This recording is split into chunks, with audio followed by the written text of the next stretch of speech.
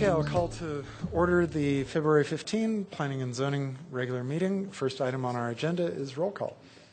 Commissioner Height. Here. Commissioner Teta.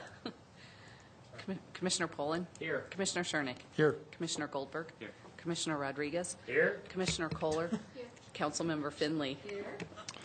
Okay, thank you very much. Next on our item is communications from Planning and Development Services Director Joni Marsh. None this evening. Okay. Next is the public invited to be heard part of our agenda. This is a public hearing. If there are members in the audience who would like to speak about something that's not on tonight's agenda, we'd love to have you come forward and do so. Nobody signed up in advance, but if you are feeling the urge to talk about something that's not on the agenda tonight, feel free to come forward now. Seeing no one coming forward except our city attorney, we will close the public invited to be heard. Next is approval of the minutes, the January 18 minutes. We'll start with that one. Any discussion?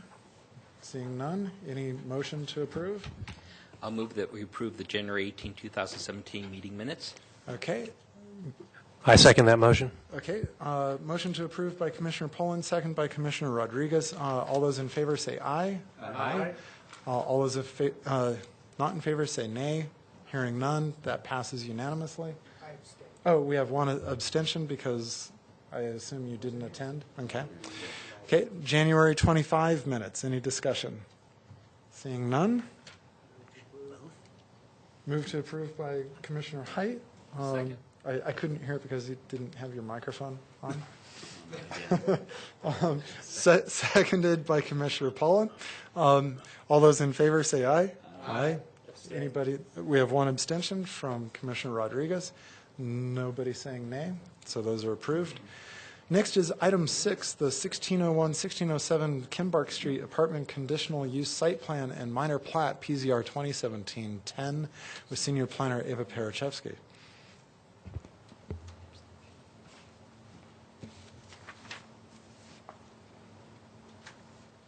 Good evening, Chair Shernick and Commissioners. Eva Pahajevsky, Planning and Development Services. Again, this is the 1601 to 1607 Kimbark Minor Plat and Conditional Use Site Plan. Let me start by orienting you to the project location. So here is the 1600 block of Kimbark Street. Properties on the west side of the street. It is 16th Street drops here, and this is a 25-foot wide public alley here on the south. And then there's a 20-foot alley here on the west, just adjacent to all the properties off Main Street and 17th. Again, all these properties on Main Street here are zone commercial.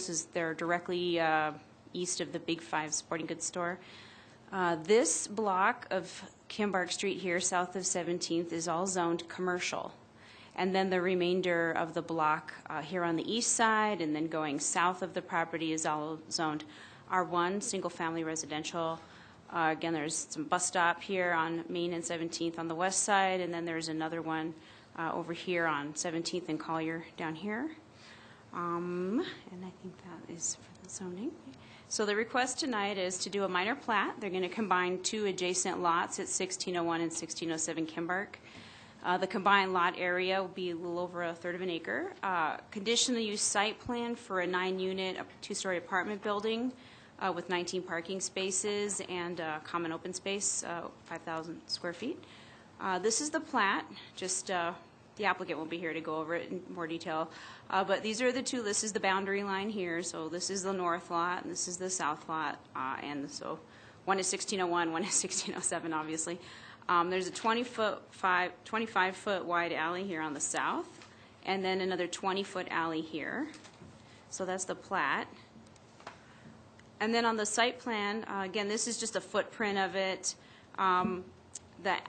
The tenants, there's 27 feet of landscape in the front off of Kimbark Street, and then the tenants would take access here or here off the two alleys. You could either come down from 17th and park here on the west side of the property, or you could come in here and go west down this alley and then park in 9 parking spaces here, 10 parking spaces here. We've got bike racks here on the southwest corner. The maximum density in the commercial zone is 25 dwelling units per acre, And if you prorate it for the size of this parcel, it comes out to about 23 per acre. The applicant's going to talk a little bit more about some of the neighbor concerns about traffic coming down Kimbark. But one thing staff asked them to do is to install some traffic calming devices. So as you can see, there's going to be curb extensions. Typically, we have developers or applicants build adjacent to their property. This applicant has agreed to do it not just on their property, but across Kimbark Street, so on both sides. And, oh, sorry, and, oh, sorry, I can't do that. And the project, it met all of the review criteria, development standards for parking, setbacks, height, landscaping, and lighting, so there were no variances. These are the building elevations. It's primarily lap siding. They'll have some wood decks. Two-story, there's an apartment building north of the property that's 2 stories. I think it's 8 units, so it's similar in massing, and it meets the design standards in our code. And with that, that's just the nuts and bolts of it. With that, I'd like to turn it to the applicant before we start questions. Let them lay out the project for you, and then if you still have questions for other staff or the applicant, of course, we're happy to help you. Just jump out of here.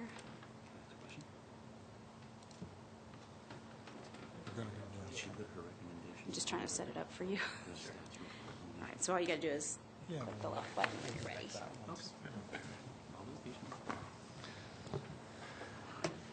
All right. Hello, my name is Ryan Hanneman. I'm with RHAP Architecture and Planning out of Boulder. And thank you for having us here tonight to present the project to you. I'll try not to be too repetitive and repeat what Ava already went through, so I'll skip through these first slides. You know where the site is. It's right there. Ava already went over this, so I'll skip through it. The proposed site is comprised of the 2 lots, as Ava mentioned, and the C zoning allows for this multifamily through the conditional use review. Other forms of residential development are not permitted in the C zone. That's why we're looking at this parcel as one parcel rather than 2 lots, because it has to be that size to accommodate the multifamily residential per the zoning code.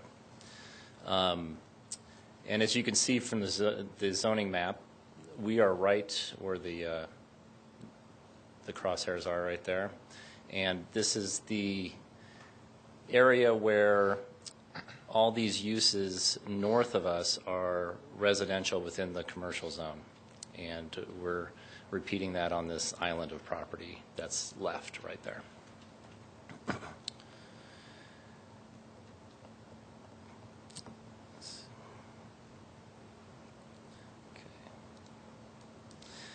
Okay, so we're proposing a 2-story building with 9 apartments. There are 4 3-bedroom units on the upper level and 5 2-bedroom units at grade. The required parking count is 19 spaces, which we are providing. The site's served by the 2 alleys, as Ava mentioned, and that's where the access to the site will be. All of the parking is accessed from these alleys, and none of the parking's in the front of the building. There's a 20-foot buffer to the first parking space. City has informed us that we could have, or city staff has informed us that we could have up to 6 of our required parking spaces on the street. However, to alleviate the neighborhood concerns, we are putting them all on site. We're anticipating 54 trips per day for these 9 units, and that's based on our discussions with city staff. Due to this central location within the city, we anticipate many of the residents will walk or bike to work, and pedestrian access to the building is via the west, south, and east sidewalks. So there's sidewalks here. These are the unit entrances along the west side, and obviously the sidewalk along Kimbark Street, and then these are back entrances to the at-grade units here. And then there's a sidewalk on the south in front of that parking lane. As I mentioned, as Ava mentioned as well, this site has excellent access to public transportation on Main Street, and a main thing that came out of our neighborhood meeting is existing traffic on Kimbark Street, and that they drive very quickly down the street, and that's why we've worked with staff to install these traffic calming devices. The site has Excuse me? Can you elaborate? Oh, sir, just continue with, Okay. with your presentation. Thank you. Sure. The site is served by adequate city utilities, sewer, water, power. The building as designed is 9,660 square feet, and this is just about a quarter of the allowable FAR in the C zone, which would allow for 34,090 square feet based on our lot size. We are also landscaping 31% of the site area, and if we were proposing a commercial development on the site, the requirement would be 20%. As you can see by these building elevations, it's the building design incorporates sloping gable roofs that are compatible with the neighborhood in their pitch and similar to the era of development in the neighborhood. Roof overhangs are planned along with asphalt shingled roofs and painted composite siding. The two-story building will be approximately 24 feet in height, and the zoning regulations would allow a four-story, 45-foot tall building.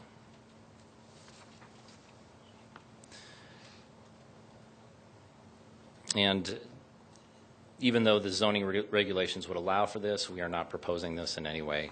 This is what we're proposing. Let's see.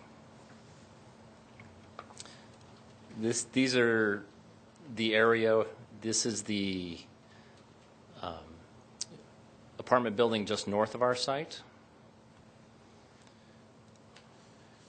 These are photos taken from the site to the west. This is looking to the northwest, and this is looking to the southwest. In between these two photos would be the Big Five sports site, but it's obscured by trees. Okay. Flip through these. These, actually, I'm going to go back. Well, the previous one in this show the existing residential on the south and east sides of the site.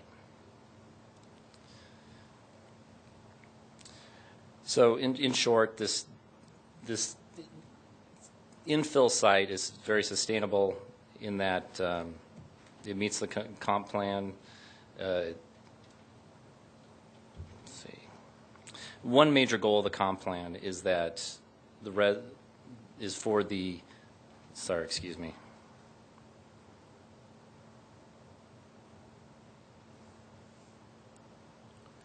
Okay, we feel that this development is sustainable and meets the goals of the comp plan by simply being a residential development on this lot. Quality of life for the residents is a primary goal of the comp plan, and many of the by right commercial uses would negatively impact the existing neighbors. Some of the by right uses could be hotels, motels, motor vehicle repair and maintenance, retail sales, office, small equipment rental facilities, veterinary clinics, bars and nightclubs, live entertainment establishments, and it could also be a parking lot to serve the other principal uses within the district in the commercial zone. We believe that this residential use is appropriate for the site. It is also our belief that the commercial uses are unlikely to work on this site, as it's an island surrounded by residential uses, and it's not contiguous with the other commercial uses that are across the alley. Another aspect that this provides is a variety of residential housing types per the comp plan. And policy H-3.2 in the comprehensive plan states that we should protect existing residential neighborhoods from encroachment from incompatible land uses. We believe that many of the commercial by right uses would negatively impact the existing residential neighborhood in direct conflict with the comp plan. And we think that this use makes more sense on this site, and it also has several multimodal transportation options directly adjacent to it, which makes it a really good residential use within the commercial zone. We also feel that this application would not significantly alter the character of the existing neighborhood and is a compatible and transitional development between the commercial to the west side and the existing residential to the east. With that, I'll answer any questions you might have. Okay, thank you very much, Mr. Henneman. So let's go to questions for either Mr. Henneman or Ava.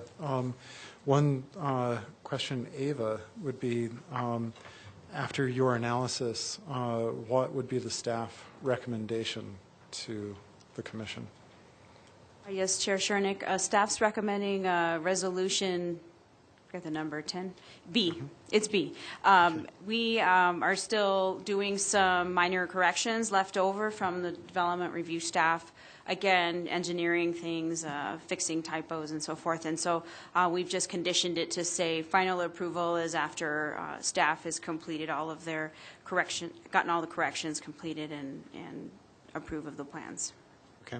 And can you clarify again the neck downs on the plat or on the drawing we currently have pulled up? So normally we would only require just one, and that would be on the side of the street that is owned by the applicant, right? Correct. Okay. And so they're willing to provide the one on the other side of the street, and that's in the right-of-way, so the city can just say, yes, put that in. We don't have any problems with the property owners. Well, the city's Public Works Department would issue right-of-way permits, and they'll have to submit plans to meet our specifications. But yeah, if it's in our city right-of-way, it would be within their purview. So. Okay, and just to clarify, one other thing that I think I heard in the presentations was that given the commercial zoning for this, that single-family housing is not a possible use. That is not possible. Yes, Chair Sherdick, that's correct. Single-family housing is not allowed on that property. Okay, all right, great. Any other questions? Commissioner Rodriguez. Hello, thank you, Ava. My question is in regard to the trees on site currently. I thought I had read something in the packet that the trees on site currently would be retained, yet it seems that I don't see this when I'm looking at the proposed site plan. Just a clarification, really, is what We're I going to have want. the applicant address that because they're developing it. Yeah, I'm not sure where you saw that, but the trees on site, we can't save them due to their placement on the site. Commissioner Hyatt? Follow-up answer to that. I'm sorry. I do have a follow-up answer for that. Actually, our city forester went out there. We do have a tree, as you know, a tree preservation ordinance. When there are existing trees, the applicant has to do an inventory of them, and then they submit it with their application, and then we take that to the city forester. He goes out and he inspects, and he determines if any of the trees are viable, healthy, and have a value, and then he bases it on calipers, and he does his magic, and he comes up with an amount. Well, if the trees are not viable, he will not require a mitigation fee. And he indicated in our report, or in a memo to staff, that none of the trees were viable and needed to be mitigated. Okay. All right, thank you, Ava. Commissioner Haidt, did you still have a question? I do. Great. I just wanted to confirm the parking, Ava, or the applicant. 4 3-bedrooms, 5 2-bedrooms, 24 bedrooms by my count, is 19 parking spaces that are required for this project? Is that correct? That's correct. Okay. Based on the formula we have in the parking code. And the applicant opined to or referenced, but I didn't see it in the application or the materials, I'm sorry, that 6 of these parking spaces, 6 of the 19, could be satisfied by on-street parking? Is that correct? Right, so in our code, it talks about required parking for multifamily, and some of the guest spaces can be done, provided on-site, adjacent in the right-of-way. Our transportation planner kind of put that out there, and he said, you know, if you need more landscaping and you want to take out some parking, we could, you could still meet that requirement by putting it in front of your building. But in talking with the neighbors and everything, it seemed like, you know, let's put as many as we can and just do them all on the property. So they actually have everything they need on site, and then if there's excess guests, they can all park on Kimbark Street as well. Fantastic. Then the last question I had was the 19 spaces kind of exceed what they're required to do on-site, but I'm noticing that all the 19 are alley loading. And has the transportation department opined on the propriety of that? Is there? I know there seem to be concerns, at least referenced in some of the materials, of neighbors to the use of the alley. I think that goes north-south by the commercial interests that face 17th Street, as well as I think I saw somewhere that maybe that's called Emery Street, the alleyway that runs east-west. All of this parking seems to be loading off of alleyways. That's appropriate and fine, and transportation department's okay with that? Yes, the transportation department is okay with that. That's their preferred method to get people off the Kimbark Street. Yes, that is their preferred method. That's what they approved. Any further questions at this time? Commissioner Goldberg. Mr. Henneman? During Ava's presentation, she suggested you might speak a little bit more to the concerns from the public. Sure. And you touched on several of them, but I wonder if you could just give us a quick summary as to what you took away from the public meetings, the concerns, and then what you did as a result. Sure. The majority of the comments that came out of the neighborhood meeting were about existing traffic on Kimbark and the alley and speed down the road. They mentioned sometimes semis bypass Main Street and come down the Kimbark Street. So it was mainly traffic and speed of traffic. They were also concerned about, they wanted lighting in that area. They were concerned about how dim it is and people wander through there and there's no lighting for security reasons. So, I mean, the lighting's taken care of just by the development and meeting the photometric standards and whatnot. The speed, we're trying to pinch down at Kimbark to alleviate the speed. It was more the existing conditions. Granted, this will add some vehicles, certainly, but in our view, it adds less than alternative options on the site. So it was mainly pinching down Kimbark, and we worked with staff getting the best way of doing that. It's very tricky on this site because the alley does not align with the street across Kimbark. So that's why those islands are offset in that manner.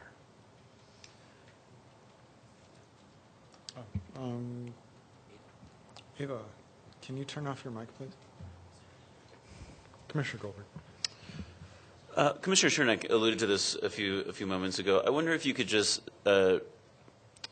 reiterate for me kind of how we went from one speed mitigation tactic to having two of those. Well, we went around for a couple months with staff. We looked at several options, one of which was a center island. They didn't necessarily like that. Sure. But a major issue we had was getting drainage by these, and that's how we ended up, because it's an existing street and we couldn't block the drainage. That's how we ended up with what we had. We proposed one on our side, and they preferred we had two, and that's the solution we came up with. Okay, thank you, Mr. Henneman. Any further questions at this time? Otherwise, we'll go to the public hearing part. No, seeing none. Okay, this is a public hearing item, and so we are going to open that section up of the meeting. We do have two people signed up to come forward and speak. The way it works is when you come forward, you'll get a green light. That'll last for 4 minutes. Then you get a yellow light that lasts for a minute, so you get a total of 5 minutes to speak. then at the red light, I will kindly have you stop if you are still talking. First on our list is Dolores Ashby.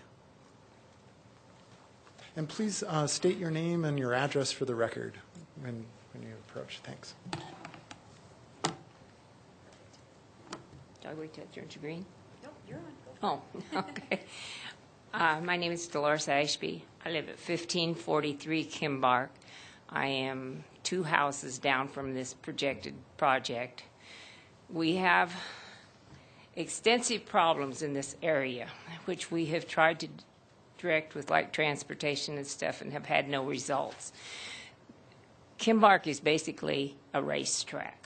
I mean, anytime there is anything going on Main Street or anything else, they're cutting through Big 5, through that alley, which he's proposing all these people parking off of, and it is an absolute disaster waiting to happen. We have problems with people living in the alleys that are on drugs, whatever, defecating in our back of our homes. I mean, it's a mess. And like I say, I have talked to 2 or 3 people on different areas of transportation trying to get help, to no avail whatsoever. And like I say, these people are cutting through, going down the street as fast as they can go. We have had pets killed. We have had really close calls with some children. And something needs to be done. And putting 21 more cars, or, well, we were told 21 the last time. Tonight it's 19. But anyhow, putting that many more vehicles and that many more people in this area that is already so compacted is just, it's not good. There's something going to happen. And like I say, I've tried talking to different people to no avail. And we continue to have people out laying in the backyard, our backyards, in the alley, whatever, sleeping all night. We have all sorts of drug problems in that area. And bringing all these people in is just it's going to cause more problems. And I'm afraid that we're going to end up with a child that is destroyed or something because we can't get any help. And we're all totally disgusted. We went around with a petition, and we had all but 2 people that we contacted that signed it against putting this type of a building in there. The ones that are in there right now are a disaster. They don't keep them up.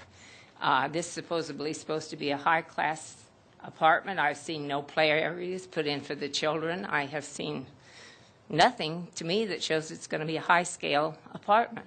It looks like it's going to be another dump in a year or 2, like we have right now, which is on the north of us.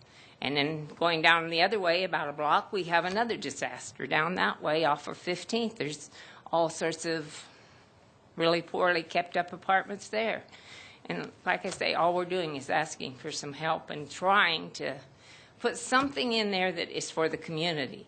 I would like to see the city of Longmont buy this property or whatever, put a children's park in there, put a garden area in there, do something for the community instead of dumping more apartments on us. That's all I've got to say. I'm sorry. I'm not happy with it. Thank you, Ms. Ashby. Next on our list is Lynn Lowry.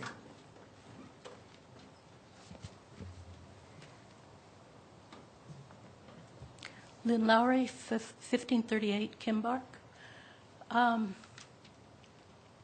When we went around and talked to the people in our neighborhood and got petitions signed by just about everybody in the 2-block area, we had a lot of concerns. One of the concerns, I would rather see cars parked on the street than all of these parking lots on this narrow alley. If you've gone there to see these narrow, they are extremely narrow. Cars pulling in and out, with cars coming down, with the garbage trucks, with deliveries to the back of the stores.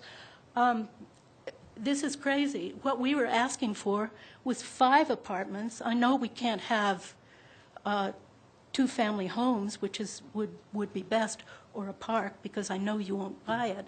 But we were asking for 5 rather than 9, and a lot more green space. And when I looked at those plans, I didn't see mulch that was real mulch. I saw rock mulch. And another problem that the neighborhood has is this is just one more heat island in the neighborhood. More trees, more open space, not such dangerous parking here, and fewer apartments, which would mean fewer cars to begin with and a little more space. I really don't see why they can't do that instead. It would fit with our neighborhood a little better. Almost nobody agrees with me on that. They don't want 5. But I talked to the city. I know 5 is the best that we can do. I think it's a good compromise, and I definitely am worried about the heat island effect. The neighbors were worried about the environment and the environmental effect of all these cars, of all this more sort of concrete blocked area, pavements. I'm sorry.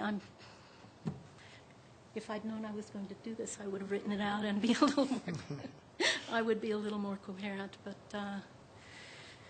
there's one other thing that a lot of the neighbors mentioned, and that's property values. And we have tried in the residential part. We've tried to bring the area up. We've tried to do our best. The city has promised that they're going to pave that dreadful street. When he showed that picture of the street, all you saw was that broken street. You didn't see our houses. You didn't see what our yards looked like. One thing that people are worried about is the property value. And I know that the city wants more property taxes. If our property goes down, you're not going to have those taxes, so it's going to be an offset with an apartment building, one more probably decaying apartment building, because there's no way that you're going to make these people keep this apartment up because you haven't made the other ones. We have 3 apartment buildings that I can think of right in that 2-block area, and they're disgraceful. They really are disgraceful. So environment, property value, too much parking. Please put it on the street rather than... Oh, and the thing I wanted to ask you was, you all seem to know, but I don't know. What do you mean by the traffic calming devices? I don't know what that means. If somebody can clarify that for us, please, so I can tell my neighbors. Okay, thank you, Ms. Lowry. Is there anybody else in the audience who'd like? Please come forward and state your name and address for the record, and we'll give you 5 minutes.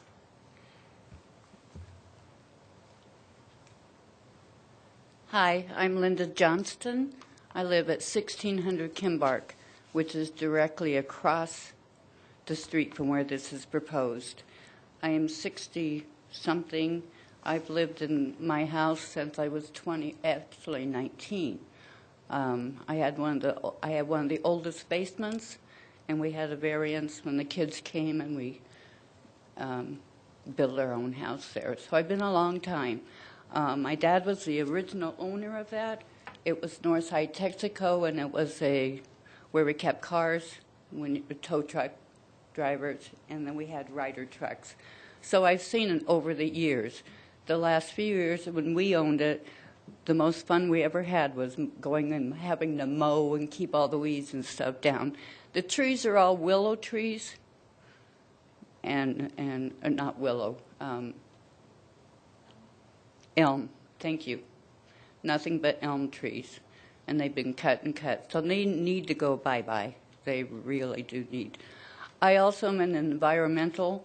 I believe in that. But when I look at the different things that will go in there, this is the best plan that I can see. If the city says we can have 9 apartments there, I believe it. The city of Longmont needs apartments.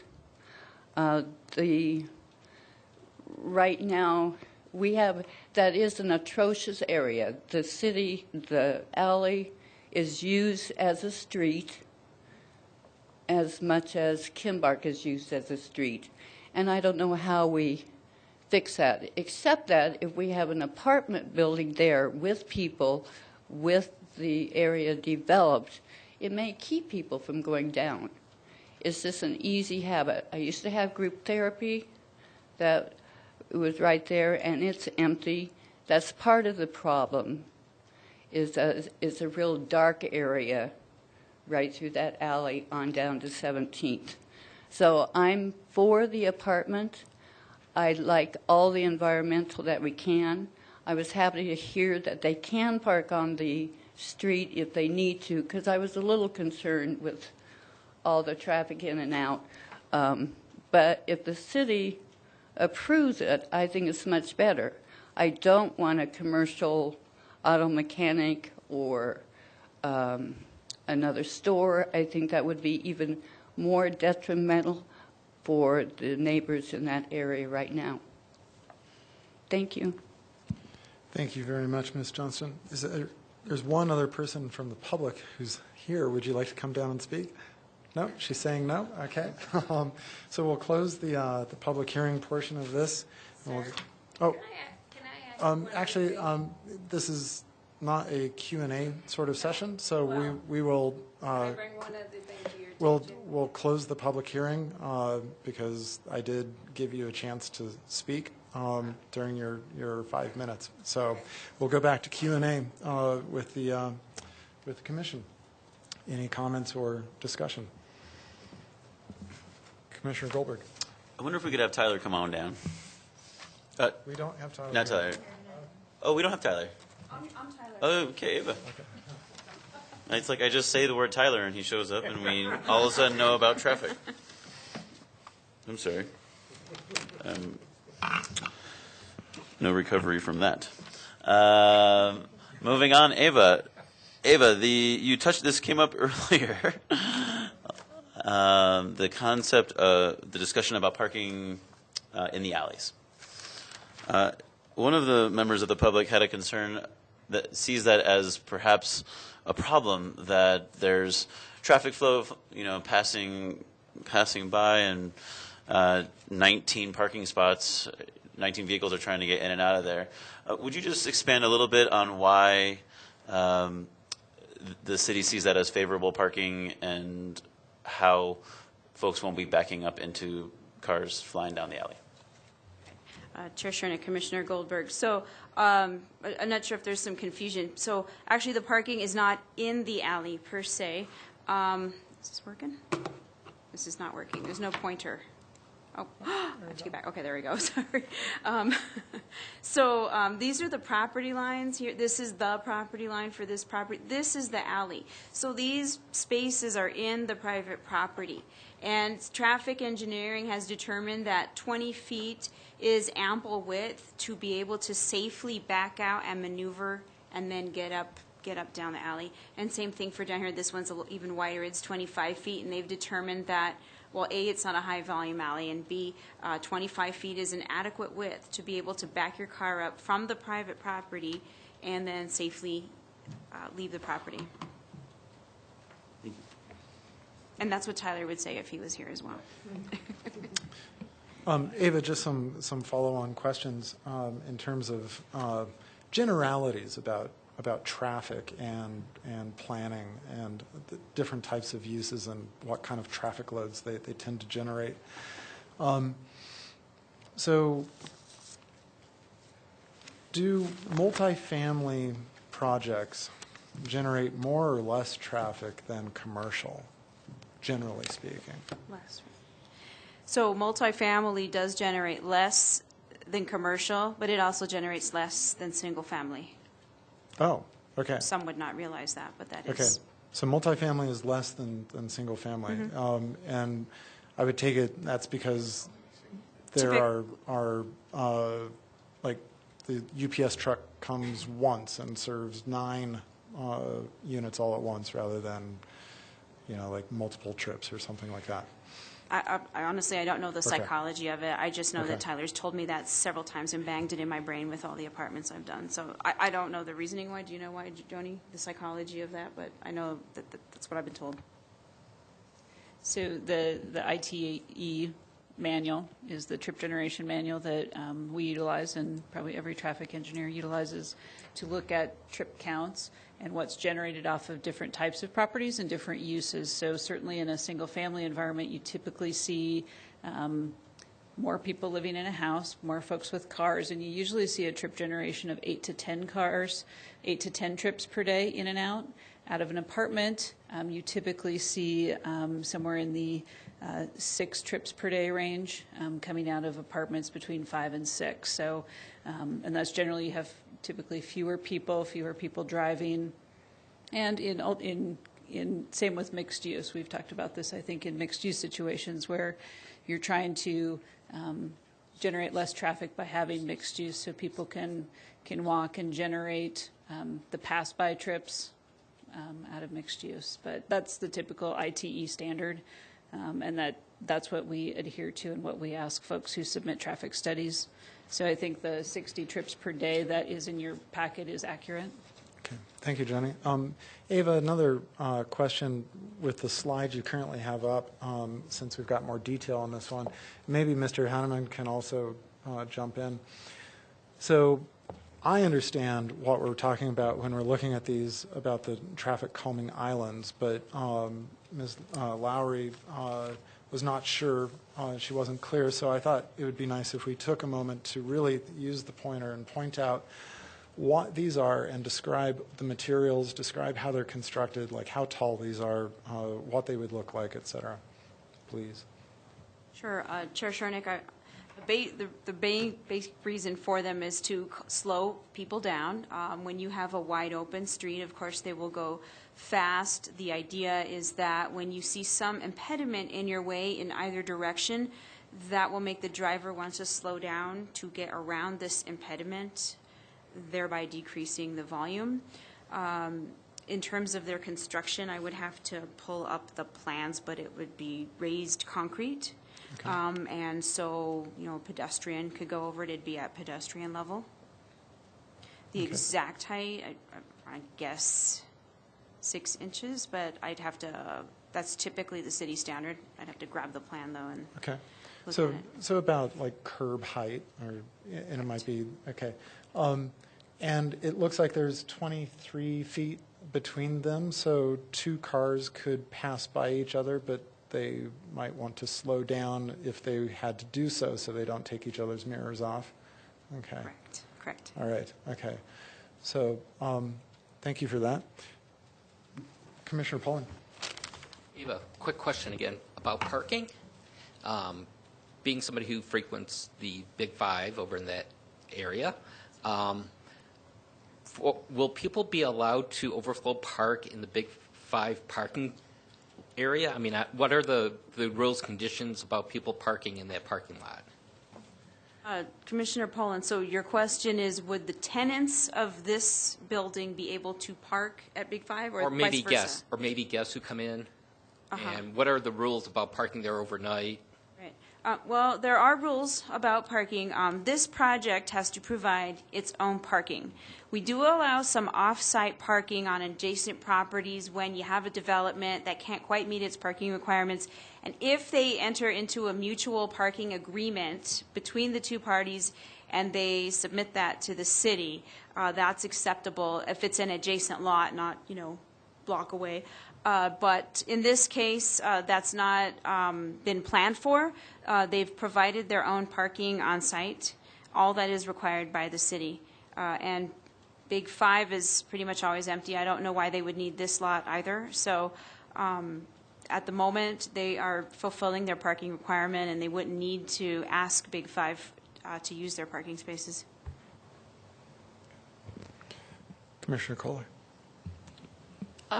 Is there anything the city can do to require that the owners maintain this property, to address some of the concerns the public had about it getting the neighboring apartment building getting run down? What will they be held to as far as landscaping and the outside of the building?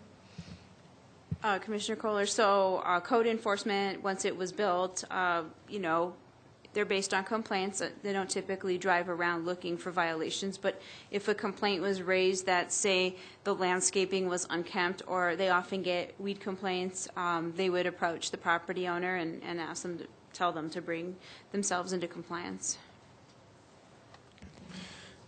I have another question. Oh, I'm sorry, Johnny. I just wanted to follow up on that. So another thing to note about code enforcement, so we do have a housing inspector, and so she is in charge of enforcing the International Property Maintenance Code.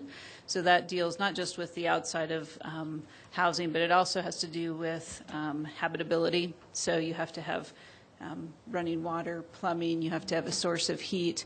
When those things aren't occurring, we actually will either condemn or issue, which a condemnation is an order to fix. It doesn't mean we're going to tear down someone's house, but we are actively involved in making sure that housing standards are met in the city through the property maintenance code as well. Okay. Thank you, Johnny. Again, either Ava or Mr. Henneman, could you give us an idea what the open space is on the project? I understand it's 31% of the lot, but there's a concern as to what is defined as open space and what are the materials for it and how much of it is grass. Chair Shernick, so the requirement on this property for residential is 30%, so they have met that. I know that there was a comment about no play area. We do have a pocket park requirement where that would be a requirement, but that's required for projects of 10 units or more. So they weren't required to provide play structures here. There are standards in the code about minimum required trees and shrubs, et cetera, and all of that has been met and checked through our plan review process. And there is turf, I believe, in all the front yards. The minimum front yard landscape buffer is 20 feet from Kimbark. It's actually 26. There is a line, I'm sorry, I can't read this, but it does exceed the 20 feet when you look at the plans. Okay. All right. Thank you, Ava. Commissioner Goldberg. Ava, while you're talking about open space and grass, Ms. Lowry had a concern about the trees and open space that I think Mr. Chernak was alluding to. Is the amount of trees and green and open space, if you will, on this property is much more than would have been necessary had a commercial project developed, I think you mentioned? Yes, Commissioner Goldberg. So what they were talking about earlier is commercial developments in the C zone are required to provide 20% of the lot with landscaping. Residential, we put to a higher standard, obviously, because it's residential, so it's 30%.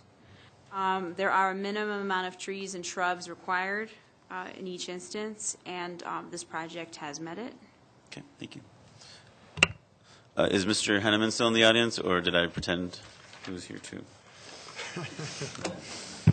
Thank you for being here. I don't want to look silly twice.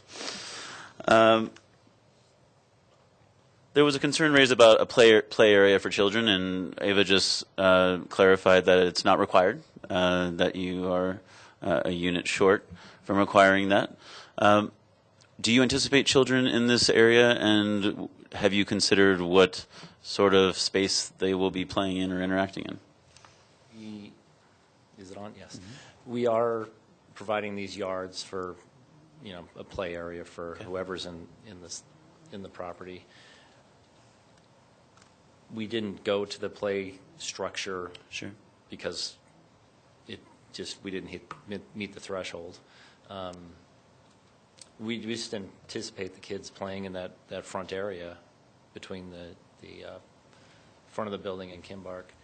It's I don't know if you can see that line. That's the 20-foot line going in front of those shrubs there. Mm-hmm. So it's roughly 26 to those back porches from the property line. And the property line is on our side of the sidewalk by, I think, a foot and a half. Okay. So there's 28 feet to the sidewalk, plus or minus. Who will be managing or maintaining the property?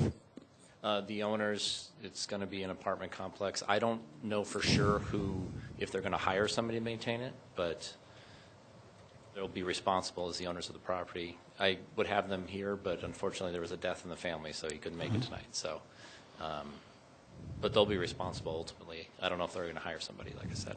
Okay. Thank you. Commissioner Height? Just follow up one more question too. And I'm going to use condominium language. The yards in back, are they going to be general common element usable by all residents, or are they going to be limited common element only for the They're not going to apartment dwellers that go in and out of that backyard?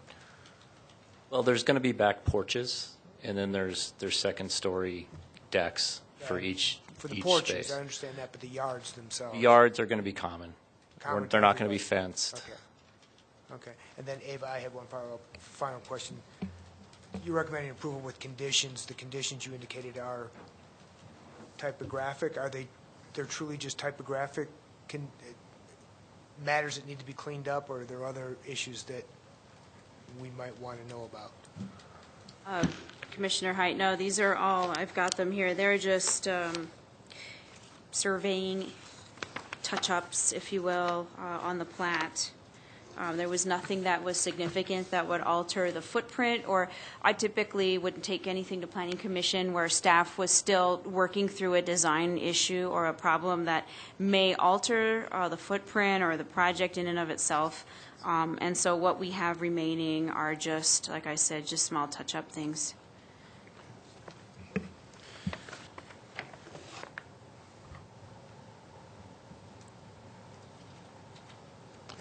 I think I had another question. I'm just trying to frame it in my mind again. Ava, another generality sort of question about how things will generally work. So this has been undeveloped, obviously, and there have been reports of problems with, types of crime occurring on the property.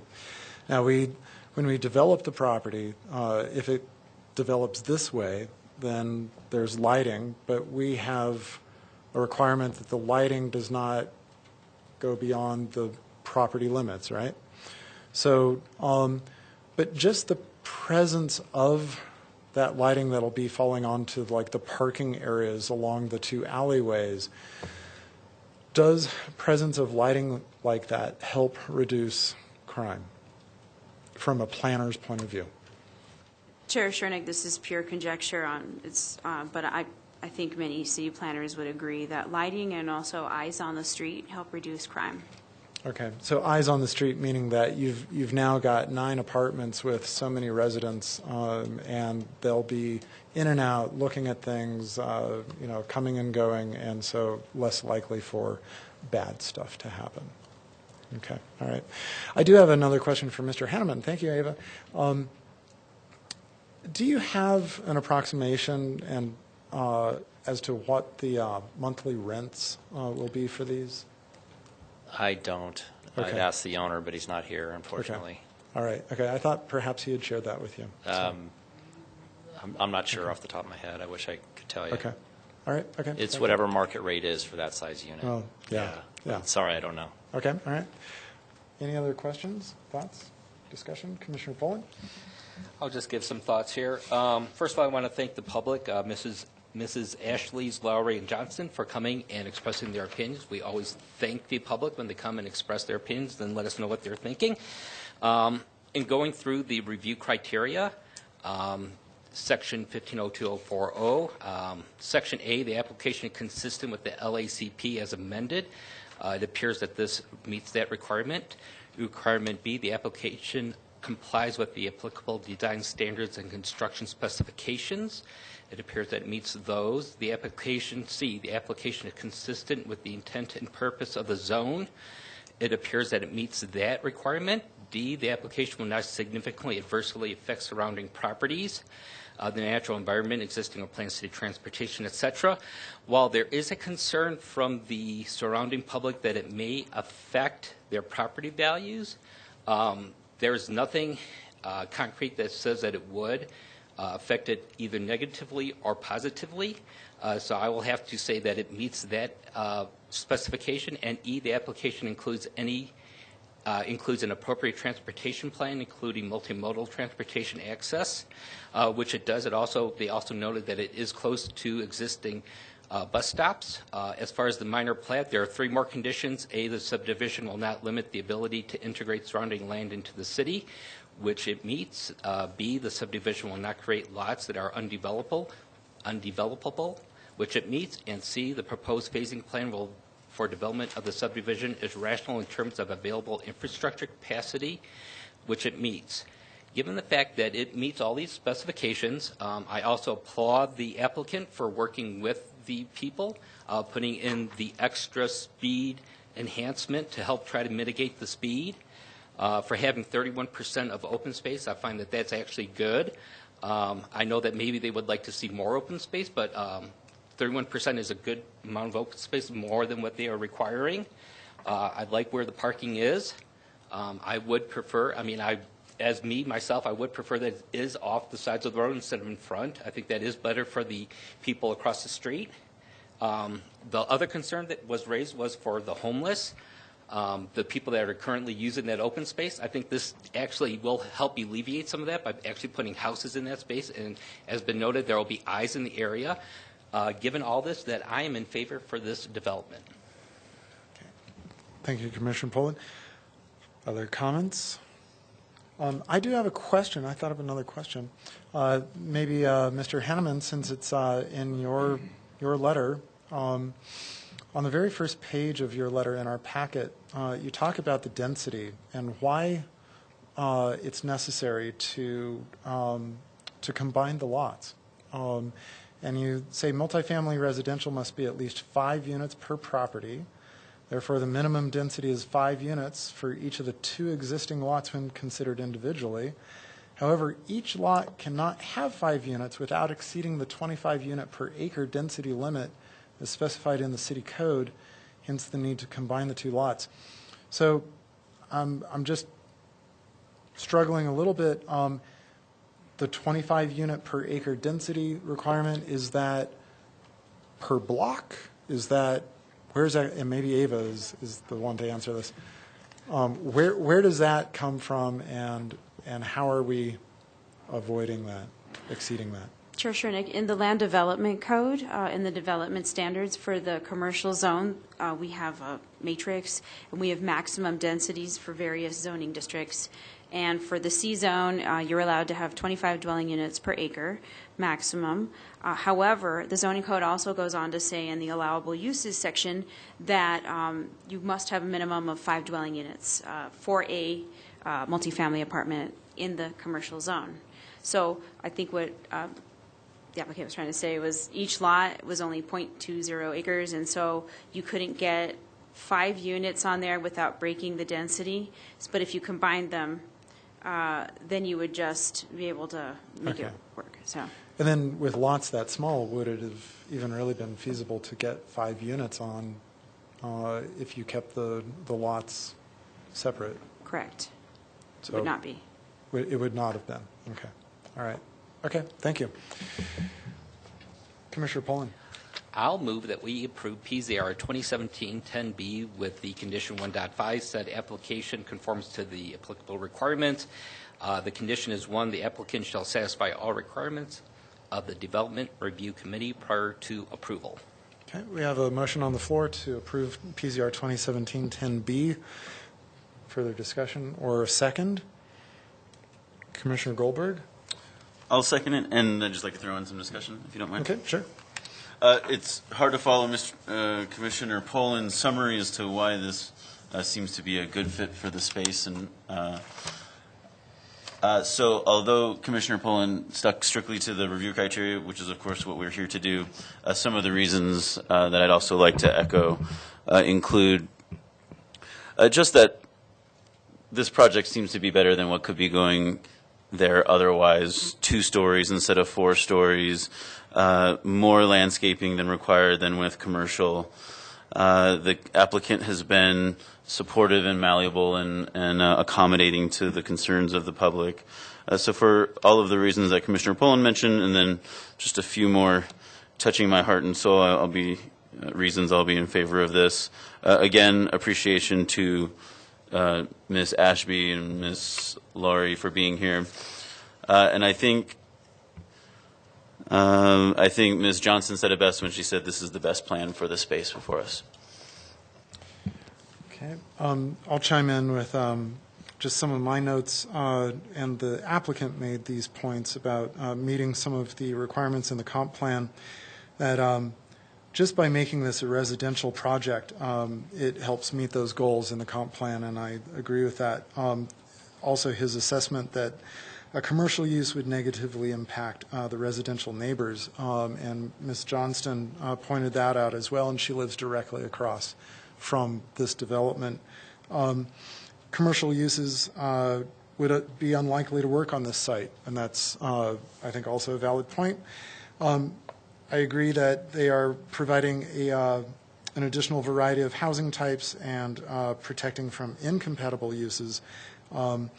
Given the design of the project, the applicant is pointing out that it won't significantly alter the character of the neighborhood, and I agree in that regard too, because of the slope of the roofs, the material choices, the exterior design of the project seems to fit the neighborhood.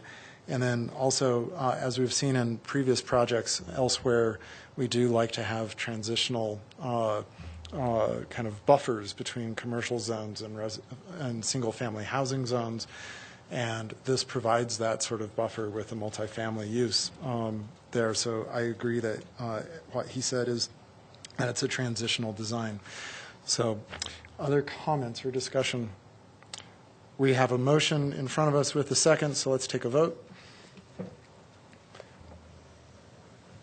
And that passes unanimously. And so let me now read this. This item now enters a 7-day appeal period. During this time, any aggrieved party may appeal the Commission's decision by submitting a written appeal letter stating why the Planning and Zoning Commission's decision should be amended or reversed by City Council.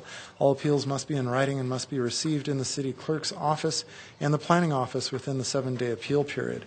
The appeal period begins Thursday, February 16 at 8 a.m. and ends Wednesday, February 22 at 5 p.m.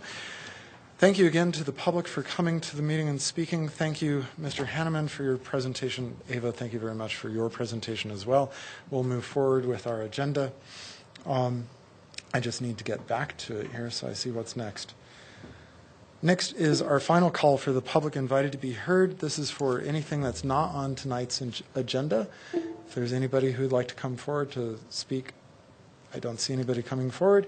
We'll close the public invited to be heard. Any items from the Commission? Nope, nothing from the Commission. Any items from Council Representative Bonnie Finley? Just thanks for your service. You guys are doing a great job. Thank you. Items from Development Services Director Joni Marsh. So a couple things. So first, everyone, wish Bonnie happy birthday on their way out this evening. Okay. All right. Secondly, Jane and I did not dress alike on purpose today, in case you were wondering. And finally, I know we've been having some ongoing conversations about training, and so I am working on some avenues to try to bring some training forward. Chair Schernak and I had a good conversation last week about what that may entail, and I'll continue to work on that. Also would encourage you, if you do have questions or have the time to come by my office and spend some time chatting, my door is always open, and I'm more than happy to have conversations with you guys about questions or things that are happening in the community. And then I think some of you are going to Rocky Mountain Land Use Institute. Is that correct, here in the next week or so? So we have a little training from that perspective on the books. I see Aaron nodding his head. And then we'll also take a look at some more CML trainings. I've looked. They don't have anything scheduled right now. I think that was a pretty productive training for Commissioners Goldberg, Schernak, and Height. And so trying to find something that replicates that is what I had in mind. So I did want you to know we're trying to think of things to do. And then next week we will have a couple of items on the agenda, and I believe Jane got that out to you today. A couple items have to do with some direction we received from council on affordable housing, as they did that work through Envision Longmont last year, and another project. And then Brian will be back with a couple of code issues as well. So we'll try to not have this be going till 1 a.m. Okay. Thank you. Thank you, Jane. Jenny, last item on the agenda is adjournment. Unless anybody's opposed, we will be adjourned. Thank you.